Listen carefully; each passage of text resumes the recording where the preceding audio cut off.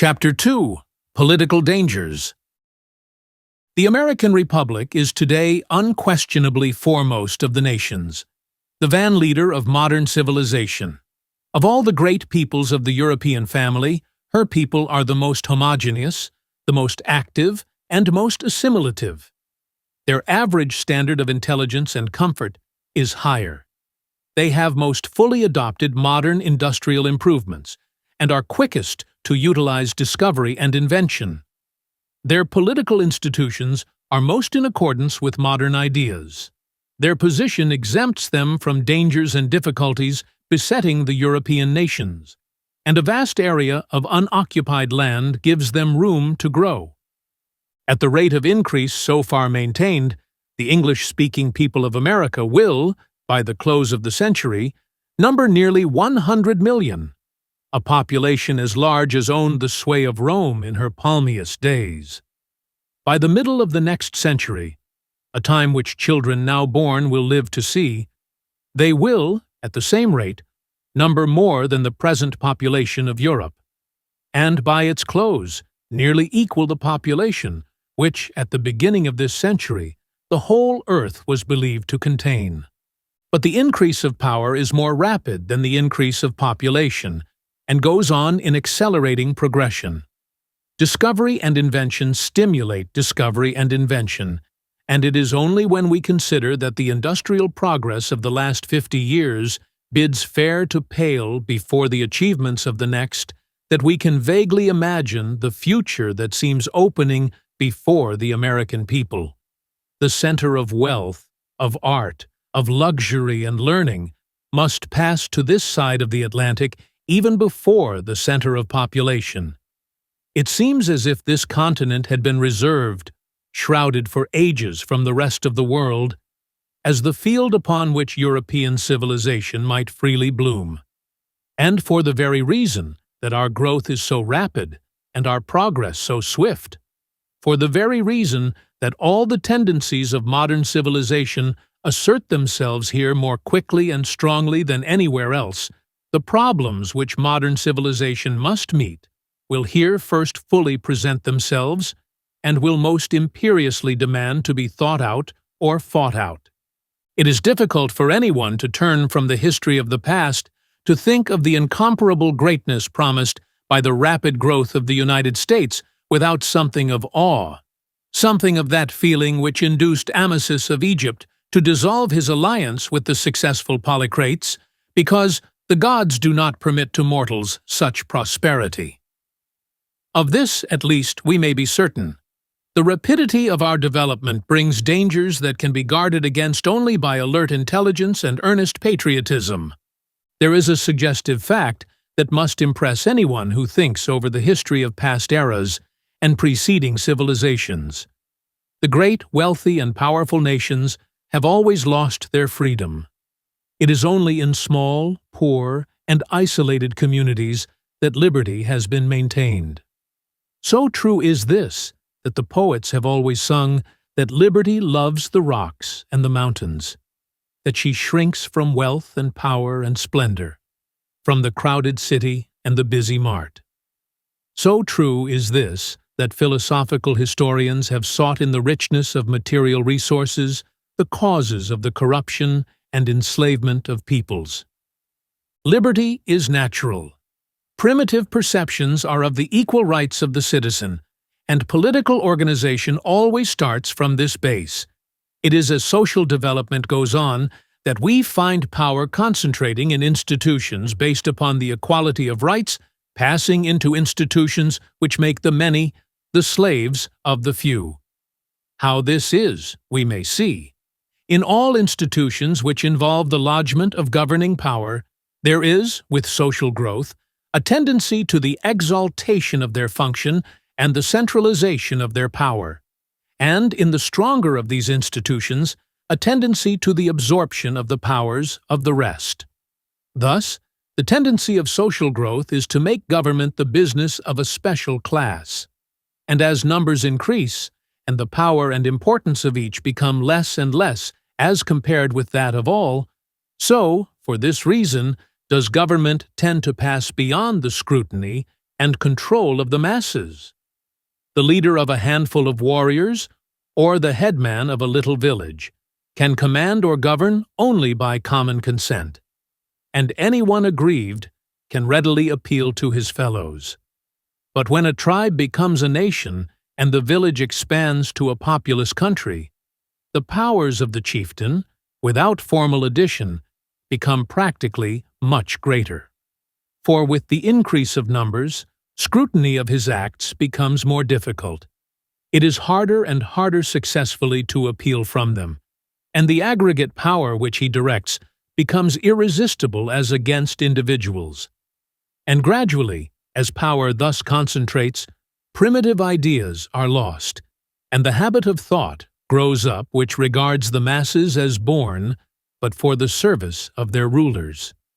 Thus, the mere growth of society involves danger of the gradual conversion of government into something independent of and beyond the people, and the gradual seizure of its powers by a ruling class, though not necessarily a class marked off by personal titles and a hereditary status.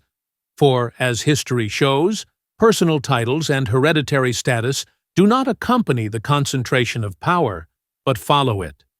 The same methods which, in a little town where each knows his neighbor and matters of common interest are under the common eye, enable the citizens freely to govern themselves, may, in a great city, as we have in many cases seen, enable an organized ring of plunderers to gain and hold the government. So, too, as we see in Congress, and even in our state legislatures, the growth of the country and the greater number of interests make the proportion of the votes of a representative, of which his constituents know or care to know, less and less.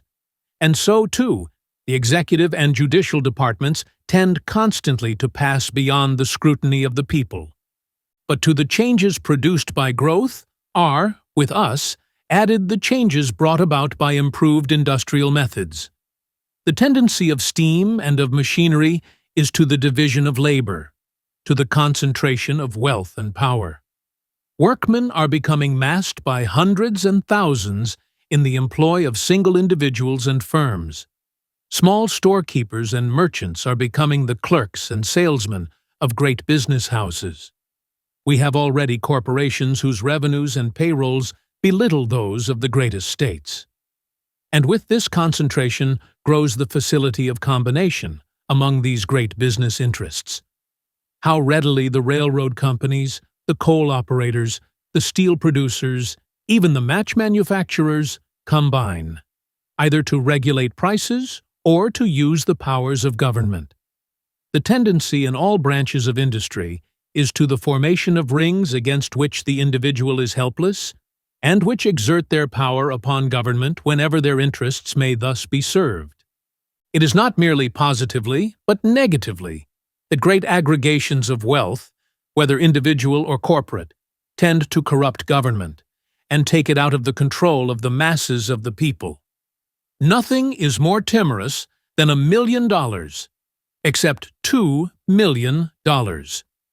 Great wealth always supports the party in power, no matter how corrupt it may be. It never exerts itself for reform, for it instinctively fears change.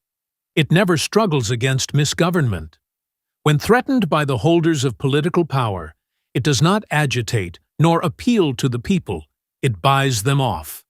It is in this way, no less than by its direct interference, that aggregated wealth corrupts government and helps to make politics a trade.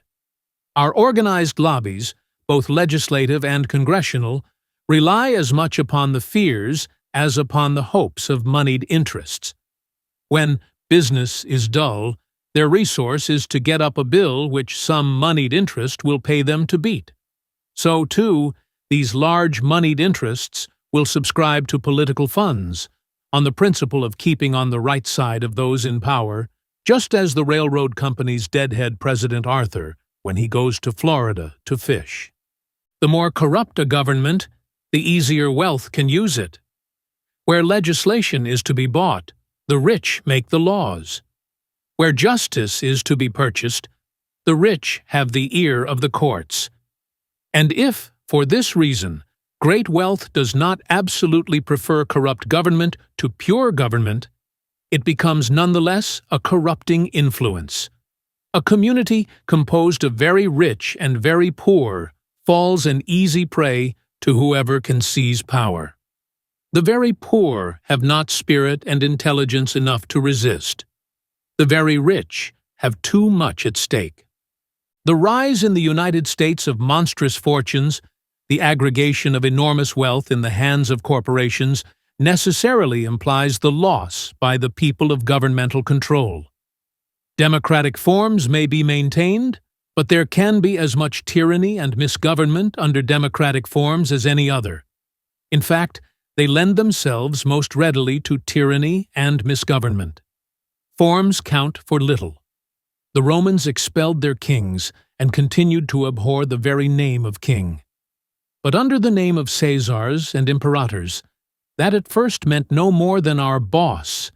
They crouched before tyrants more absolute than kings. We have already, under the popular name of bosses, developed political Caesars in municipalities and states. If this development continues, in time there will come a national boss.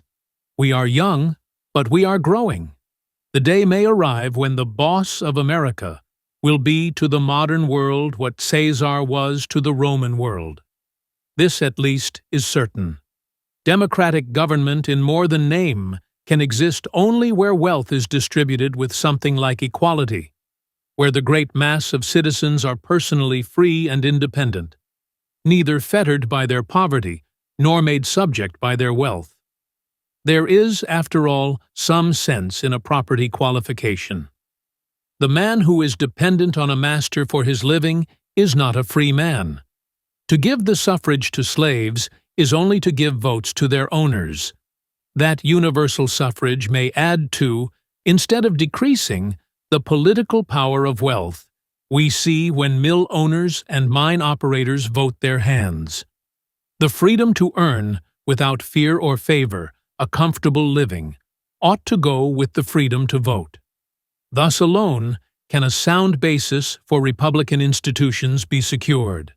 How can a man be said to have a country where he has no right to a square inch of soil, where he has nothing but his hands, and, urged by starvation, must bid against his fellows for the privilege of using them? When it comes to voting tramps, some principle has been carried to a ridiculous and dangerous extreme. I have known elections to be decided by the carting of paupers from the almshouse to the polls. But such decisions can scarcely be in the interest of good government. Beneath all political problems lies the social problem of the distribution of wealth. This our people do not generally recognize, and they listen to quacks who propose to cure the symptoms without touching the disease. "Let us elect good men to office," say the quacks. "Yes, let us catch little birds by sprinkling salt on their tails." It behooves us to look facts in the face. The experiment of popular government in the United States is clearly a failure. Not that it is a failure everywhere and in everything. An experiment of this kind does not have to be fully worked out to be proved a failure. But speaking generally of the whole country, from the Atlantic to the Pacific, and from the lakes to the Gulf, our government by the people has, in large degree, become, and is in larger degree becoming, government by the strong and unscrupulous. The people, of course, continue to vote, but the people are losing their power. Money and organization tell more and more in elections. In some sections, bribery has become chronic, and numbers of voters expect regularly to sell their votes. In some sections, large employers regularly bulldoze their hands into voting as they wish. In municipal, state, and federal politics, the power of the machine is increasing. In many places it has become so strong that the ordinary citizen has no more influence on the government under which he lives than he would have in China. He is, in reality, not one of the governing classes, but one of the governed. He occasionally, in disgust, votes for the other man or the other party.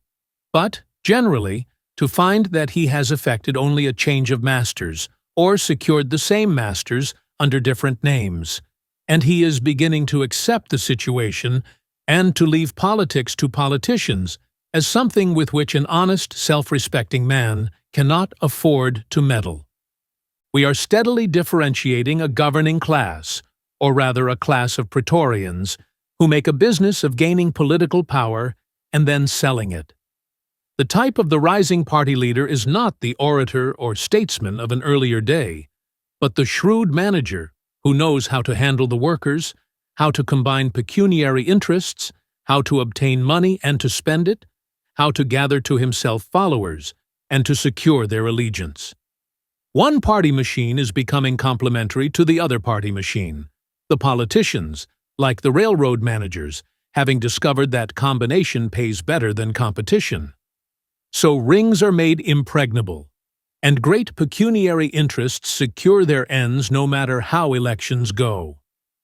There are sovereign states so completely in the hands of rings and corporations that it seems as if nothing short of a revolutionary uprising of the people could dispossess them. Indeed, whether the general government has not already passed beyond popular control may be doubted. Certain it is that possession of the general government has for some time past secured possession. And for one term at least, the presidential chair has been occupied by a man not elected to it. This, of course, was largely due to the crookedness of the man who was elected and to the lack of principle in his supporters. Nevertheless, it occurred. As for the great railroad managers, they may well say, "The people be d." When they want the power of the people, they buy the people's masters. The map of the United States is colored to show states and territories. A map of real political powers would ignore state lines. Here would be a big patch representing the domains of Vanderbilt. There, Jay Gould's dominions would be brightly marked. In another place would be set off the empire of Stanford and Huntington, in another, the newer empire of Henry Villard. The states and parts of states that own the sway of the Pennsylvania Central would be distinguished from those ruled by the Baltimore and Ohio, and so on. In our national Senate, sovereign members of the Union are supposed to be represented, but what are more truly represented are railroad kings and great moneyed interests, though occasionally a mine jobber from Nevada or Colorado, not inimical to the ruling powers, is suffered to buy himself a seat for glory. And the bench, as well as the Senate, is being filled with corporation henchmen. A railroad king makes his attorney a judge of last resort, as the great lord used to make his chaplain a bishop. We do not get even cheap government. We might keep a royal family, house them in palaces like Versailles or Sanssouci, provide them with courts and guards, masters of robes and rangers of parks, let them give balls more costly than Mrs. Vanderbilt's, and build yachts finer than Jay Gould's, for much less than is wasted and stolen under our nominal government of the people. What a noble income would be that of a Duke of New York, a Marquis of Philadelphia, or a Count of San Francisco, who would administer the government of these municipalities for 50% of present waste and stealage. Unless we got an aesthetic Chinook, where could we get an absolute ruler who would erect such a monument of extravagant vulgarity as the new capital of the state of New York? While, as we saw in the Congress just adjourned, the benevolent gentlemen whose desire it is to protect us against the pauper labor of Europe quarrel over their respective shares of the spoil, with as little regard for the taxpayer as a pirate crew would have for the consignees of a captured vessel. The people are largely conscious of all this, and there is among the masses much dissatisfaction. But there is a lack of that intelligent interest necessary to adapt political organization to changing conditions. The popular idea of reform seems to be merely a change of men or a change of parties, not a change of system. Political children we attribute to bad men or wicked parties what really springs from deep general causes. Our two great political parties have really nothing more to propose than the keeping or the taking of the offices from the other party. On their outskirts are the greenbackers, who, with a more or less definite idea of what they want to do with the currency, represent vague social dissatisfaction. Civil service reformers, who hope to accomplish a political reform while keeping it out of politics. And anti-monopolists, who propose to tie up locomotives with packthread. Even the labor organizations seem to fear to go further in their platforms than some such propositions as 8-hour laws, bureaus of labor statistics, mechanics' liens, and prohibition of prison contracts. All this shows want of grasp and timidity of thought. It is not by accident that government grows corrupt and passes out of the hands of the people.